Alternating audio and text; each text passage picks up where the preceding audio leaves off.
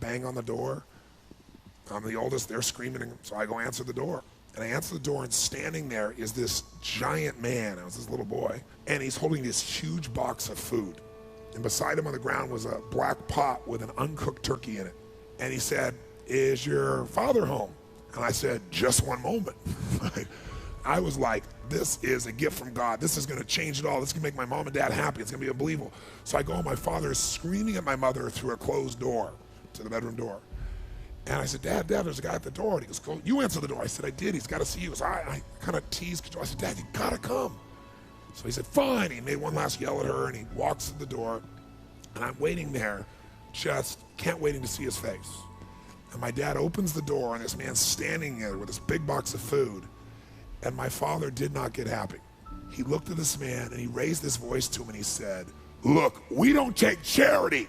And then he took the door to slam it in the man's face. But the man was a good-sized man. He put his foot there and smacked his foot and bounced back open. He said, Sir, this is not charity. Everybody has tough times. Somebody knows you're having a tough time, and they want you to have a magical Thanksgiving. I'm just the delivery guy."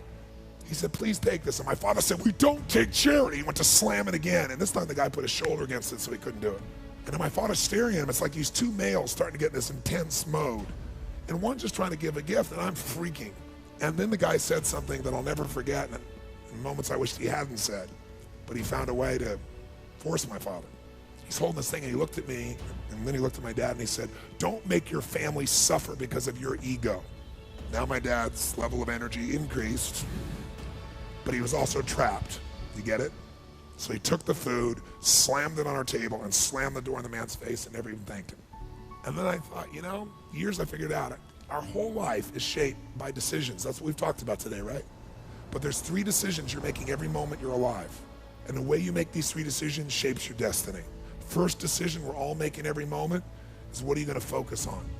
What are you going to focus on? I realized that my father's life and my life ended up very different because we made that day 3 decisions very differently. He decided to focus on the fact that he has not fed his family. And the second question you got to decide, every moment you're alive, including this moment, what are you going to focus on? Second question is, as you're focusing on, what does this mean? What does it mean? And the bottom line on meaning is, if you think about it, you get to make up the meaning, and most people pick the worst one, don't they? That day, my father decided to focus on the fact he hadn't fed his family, and I know what meaning he gave because he said it out loud over and over again, that he was worthless because he had not taken care of his family. And then the final, most important decision you make every moment you're alive, what am I going to do? What am I going to do?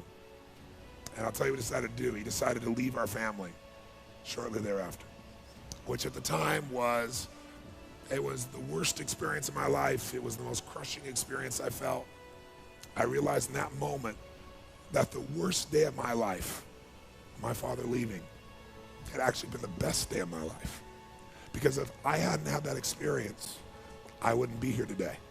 And now because of that, I'm get to live this life. I have the desire and the drive and the want to give in this way.